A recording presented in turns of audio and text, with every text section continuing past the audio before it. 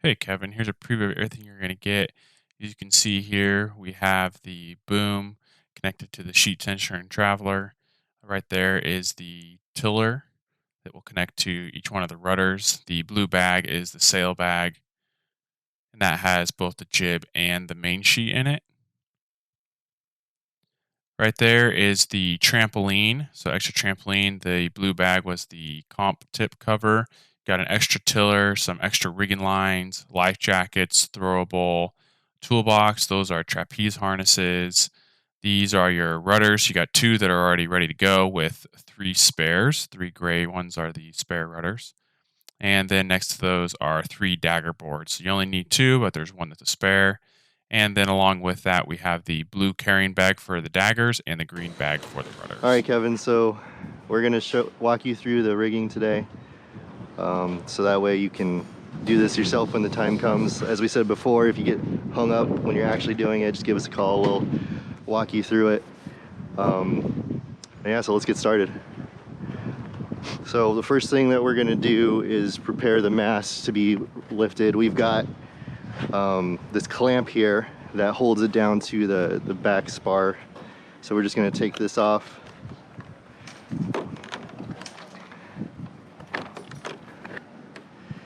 And then take it off from the spar as well. So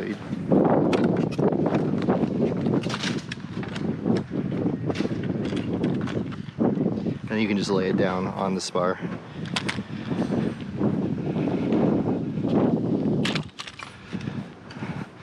So we've got this comp tip cover here. This is an old one, it's got holes in it, but we're using it right now because why not? We have a brand new one in a bag over there that you can use if you want, but might as well use this one as long as possible. So it's important to use those comp tip covers because this is a fiberglass. Comp tip is what they call it. It's actually a safety device so that if you were to raise this into a power line, it's less likely to kill you. So that's what that's about. So we keep all of the rigging on the boat. That's why you kind of see this mess of stuff. It's really, none of it's tangled. It looks tangled right now, but it's not. But leaving it like this allows us to rig the boat faster. And this will all stay on the highway and stuff. We've done it many times like this. And you'll see how easy it is to get this arranged so we can raise the mast. So right now we pulled this tripod out. Usually we store it in the box underneath the trailer here. What that does is it pre-positions the mast so that when we use the winch to raise it, it's already high enough so that we have leverage, and you'll see how that works in just a second. But we just put that out and pre-stage it. So the next thing we're going to do is untie the mast from the trailer here. We do it double. We have a rope and we have a bungee just for extra security. So we'll undo that now. All right, all the lines that are connected to the boat and the mast, pull them off to the side. They should unwind. Some of those look tangled. As we start to expand out here, you'll see that they will come undone and there's no knots or anything. So what we're gonna do is lay them by the side, make sure that they're out of the way.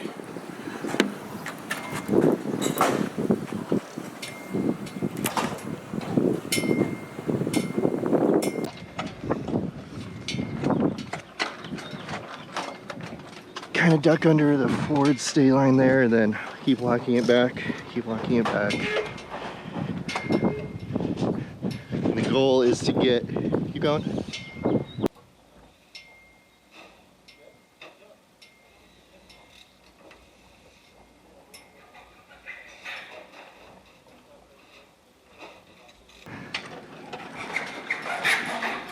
So he's got that up on the cradle.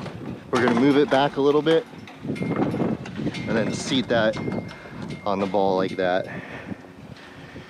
All right, and then next thing we're gonna do is find the pin from the toolbox and we'll put that there so that the mast can't come off. It'll lock it in. You'll see that in just a sec. The toolbox that you're gonna get, you'll see it's got all sorts of extra hardware.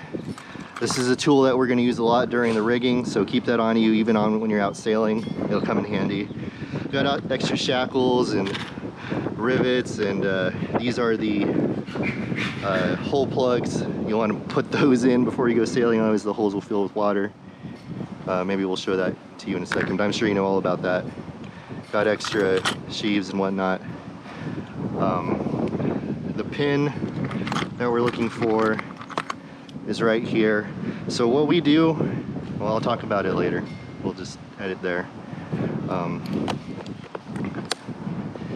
And then inside we've got just all sorts of extra stuff. We don't have time to go through everything. But pretty much anything you need is in here.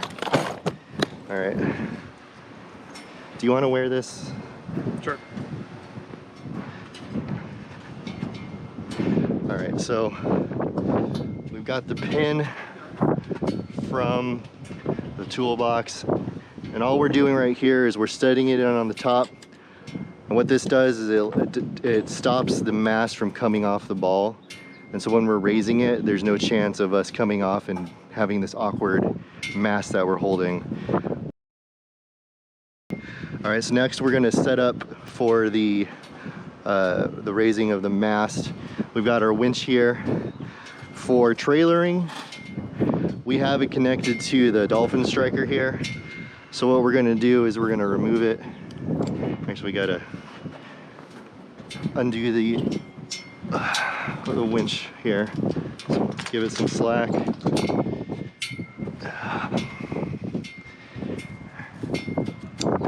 And then we want to come on top and just let's see if we can get a little more, and we'll connect it up here to this. So all right, so we've got some of these lines that we're going to use later wrapped around just to keep them out of the way for storage and trailering. But we're going to undo this real quick. You'll see what these do in a moment. All we're doing is we're taking the boom pin out. Jonathan kindly pointed out. So we're going to take this off. We're going to keep this in there just to hold on to the halyard for now. All right, where'd it go? All right, so we're making sure that this is clear up to the top of the jib, and we're connecting it to the winch right here. What Jonathan is doing right now is he's moving the shrouds on top of the hole so that when we raise the mast, they don't get caught up on anything.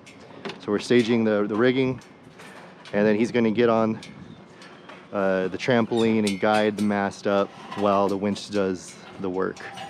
You can see right now that as soon as we put a little tension on the winch, that we have this angle now so that the winch is actually going to raise the mast. And the person on the boat is going to have to put a little bit of effort just to get it off the tripod at first, and then all they're doing is making sure it doesn't fall to the right or left. So pretty simple.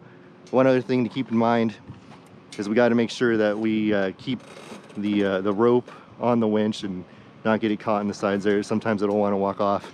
And then the other thing, because the mast has a rotation system, that foot will get in the way of raising. So up pretty much until it's vertical, you want to keep the mast at 90 degrees.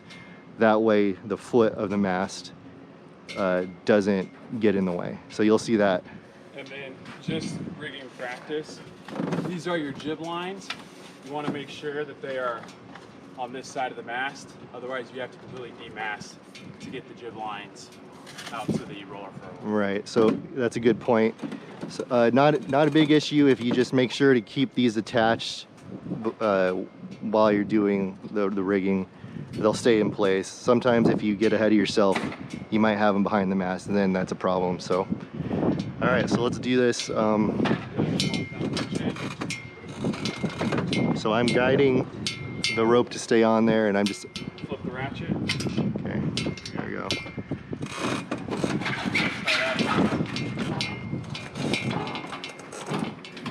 All right, and then So I'm making sure this stays on while he adds it.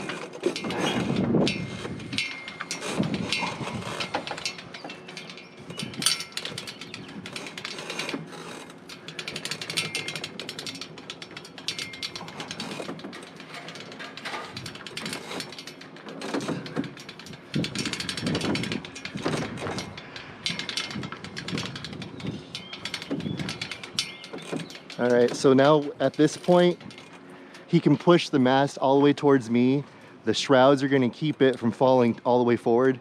So it's kind of a little scary if you're on the boat to push it forward, but those side shrouds are gonna keep it in place. And right now he's just keeping it from falling to the right or left. It's pretty stable as long as he puts force towards me right now. Yeah. And so the key is just letting that winch take all the weight. Right. You notice I wasn't even lifting. Right. I'm just guiding. And now that he's vertical, he can rotate the mast into position. It was sideways, and now there's no obstruction. He can put it normal. I just don't want to have that preloading this. So we want to get this tight. So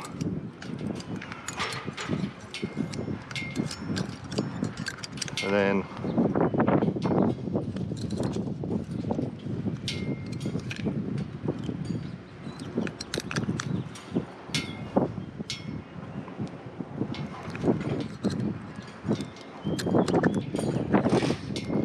so there, we're all set.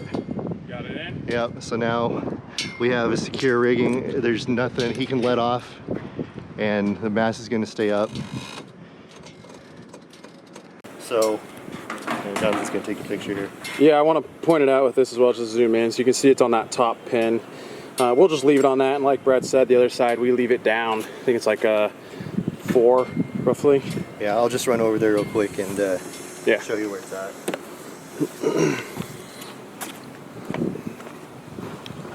So on the starboard side, we leave it, what, 1, 2, 3, 4, 5, actually on number 6. And we just get it as tight as we possibly can on the other side, trying to get it on the same pin. Yeah. And then this is just to protect you from the hard. It slides down.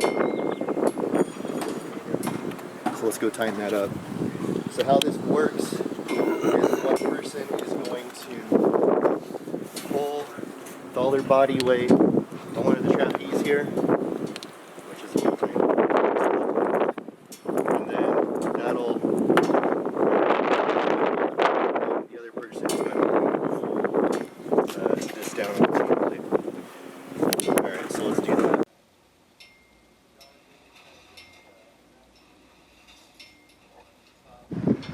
Alright, so Jonathan, he's kind of just unwrapping these up to the top, and now he's going to put his weight on the boat, on the rig, so that I get some slack here to move this. So while he does that, I'm going to undo this guy.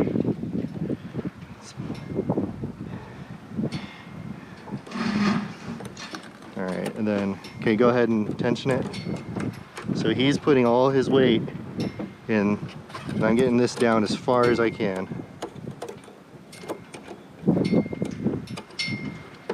It's a little fiddly.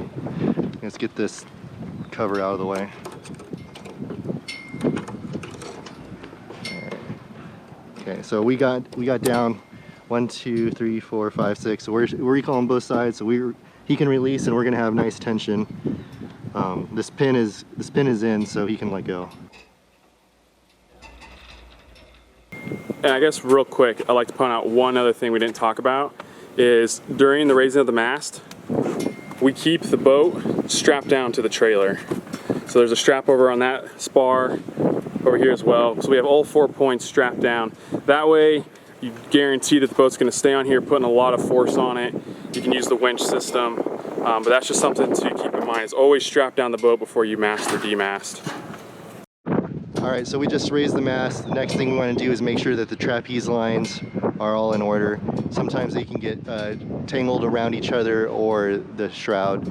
So I'm just gonna go up to one and make sure that it's got a straight line up to the top of the rigging there. So this one's good. And then same with this one. So there's no tangle, we're good. If it was tangled, you can unclip it here. and then run it around the other trapeze if you need to detangle it. So you don't have to de-rig to untangle the trapeze, which is nice. So talking a little bit more about the trapeze here, it's fully adjustable. So before you go out, you know, you want to make sure that you set the height of the trapeze to your liking, and it's pretty easy to do. All you do is you take the dog bone here and you adjust where its position on here. So that's going to set the stopping point for the trapeze when you're all hiked out, as you probably know. So just make sure that those are set before you go out. Recording. All right, so one thing that you can do is personal preference is with this pin. Now that the mast is up, this pin will slide back and forth. What it does is it creates a trap for this ball, so the ball keeps the mast in position. If you want, you can remove that pin and keep it on the beach in the toolbox. If you're going to be racing or chance of capsizing, personally, I would recommend just throwing a cotter pin, something on the other side to lock it in place. So you can do that by just using the other hole here. Now it's completely locked, and that guarantees that the mast will never come off the ball. If you were in a turtle situation, if for some reason, if you didn't get your stay lines tight enough, it is possible for this to slide off.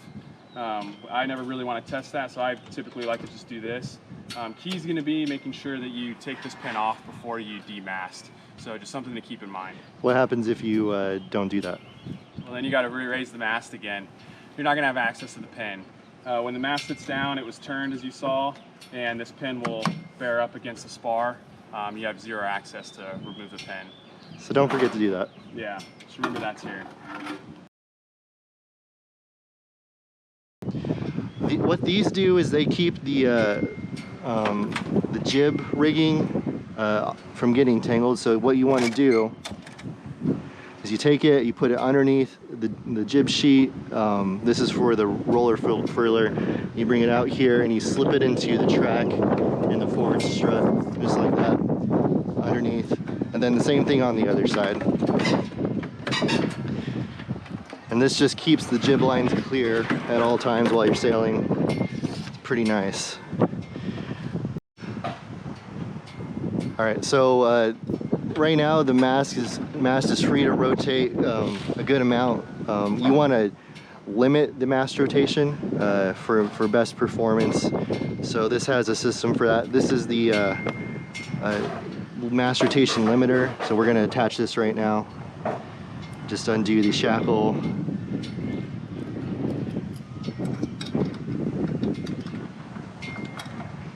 And then put it back on.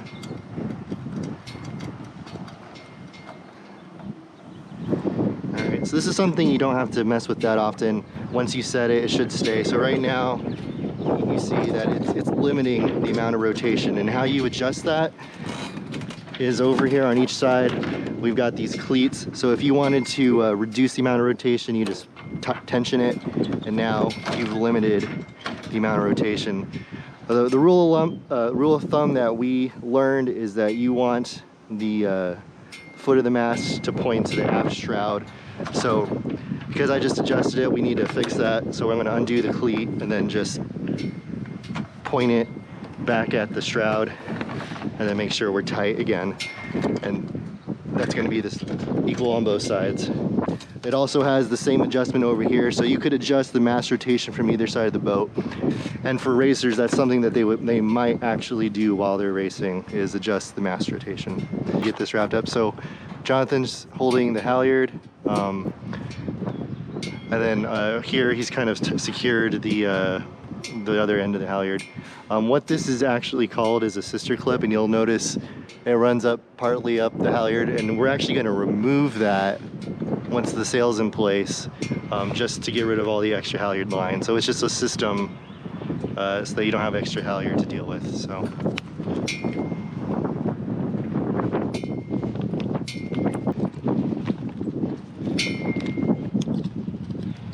the key here is making sure that the zipper is on the leading edge. So this is actually going to zip up our forward stay line and the halyard. All right. And I'm gonna actually change my position so I can see this better. So the key here for raising the jib is that you capture the clip and the forestay with the zipper. And get the zipper in place. Go around the forestay and the halyard, or they call this part the sister clip, and then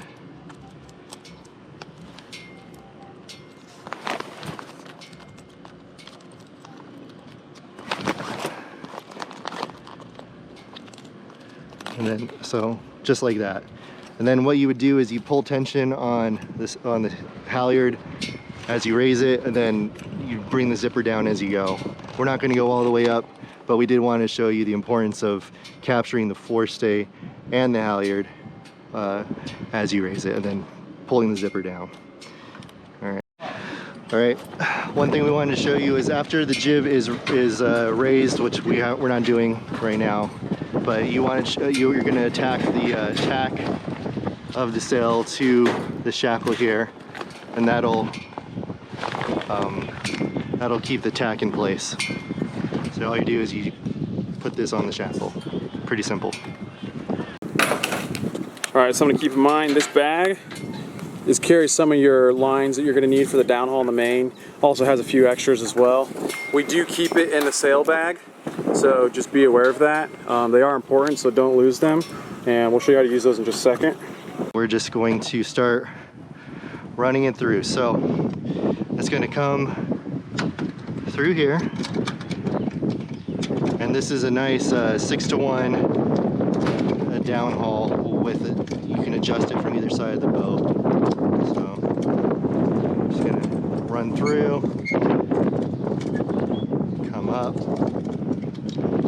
and then you're going to find the first sheave, and you're going to just keep matching the side that it's on. So I'm coming up the forward side, so we go in the forward side, making sure that we're staying on the same side of the boat. And then we have another sheave down here. Since we just came through the forward, we're going to enter through the forward, or the aft, we're going to come through the forward. And keep doing that. All right, for this next one. Give me a little more slack. It's starting to get hard to hold. We're all tangled. All right, so we're gonna pull it through. So we're on number 2 up here. This one, we're actually gonna go through the middle sheave, come through, and then everything we do from now on is gonna be on this side of the boat. So I'm gonna get some slack. All right, so we're entering through the forward this time.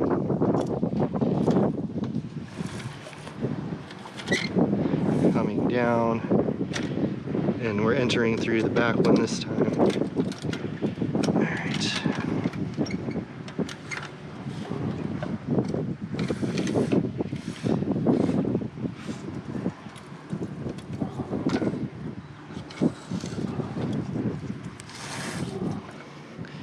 And then finally down through here, pull a little through, come back up, and then a little tricky here, coming through the cleat. And there you have it. You are going to want to pull this through until there's equal line on either side. And that way you can adjust the downhaul from either side of the boat while you're racing. It's a pretty powerful adjustment. You rig the boom, it's pretty straightforward. We just pre-staged it here. Usually it's kept underneath in the trailer box.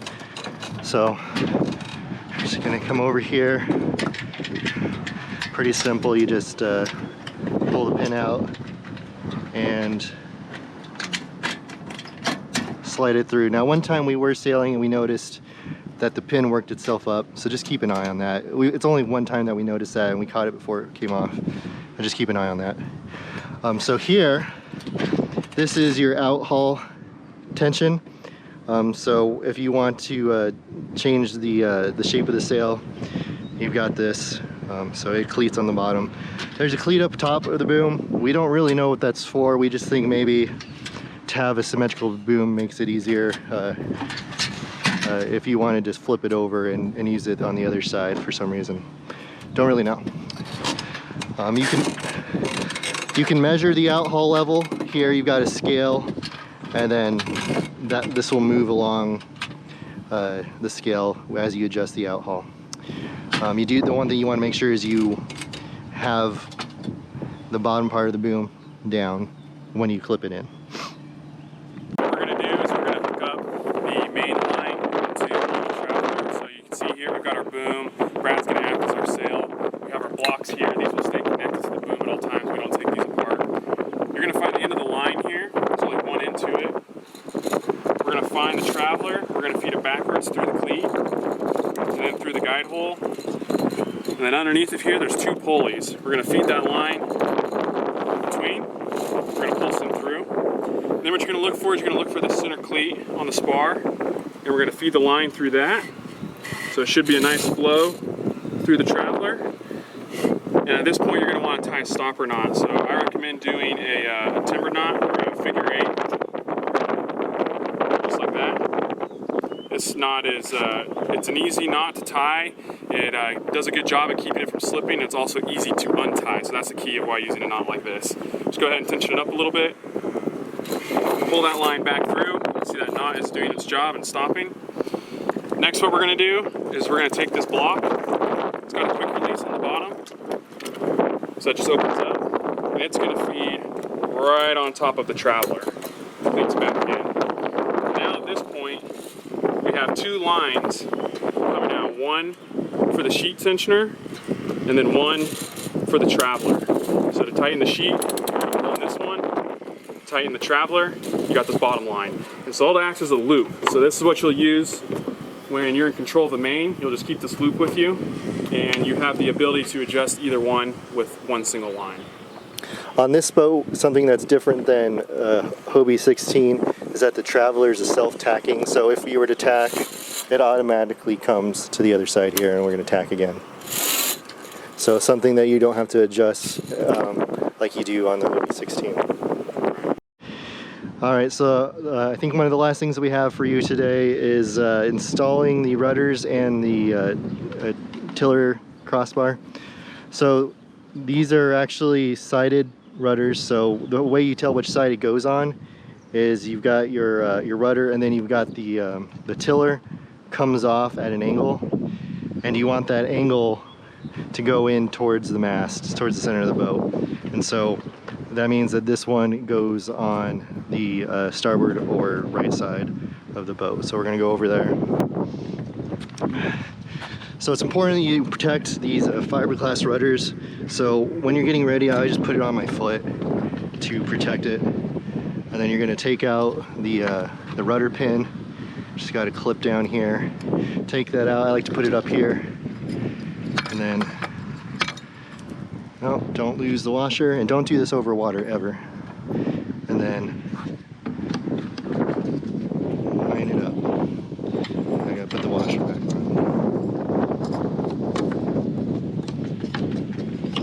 Nope. And this can be a little finicky sometimes. But then you gotta just line it up and slide it down. All right, so once that's down, you can raise it up and it'll latch up there, and then you can get the pin in. All right, so that's in. It's not going anywhere. All right, now that we got the rudders attached, we're going to attach the tiller crossbeam. So just make sure that the extension side is up, and then you're going to slide it on top here, put it through the hole, and then this little clip just comes in and slides like that, locking it in place. And you're going to do that on both sides. Most important things about this boat that you need to know is the difference from the Hobie 16s is you got the Daggerboards. And something you always got to be worried about, what's your draft? You don't want to drag these on the bottom and bust them up. So when you're about to launch, we just stage them on the trampoline, just out of the way. And then once we're actually out in the water, we'll put them into place. So pretty simple to put them. And these don't have a directionality. But you got to make sure that you put them on the inside of this tensioner, and then you slide it down. What this does is it puts some side force on this and keeps it from wanting to slide. And we notice that sometimes they'll slide anyways. So just be aware. There's not a really strong force keeping the Daggerboard up. One other thing I wanted to show you is there are marks. Let me come around. There are marks on the Daggerboards, and those tell you two things. So this first line here means it's flush with the bottom of the boat right now. And then this next mark is just like if you want to run with just a little bit of draft, with a little bit of Daggerboard, you put it there.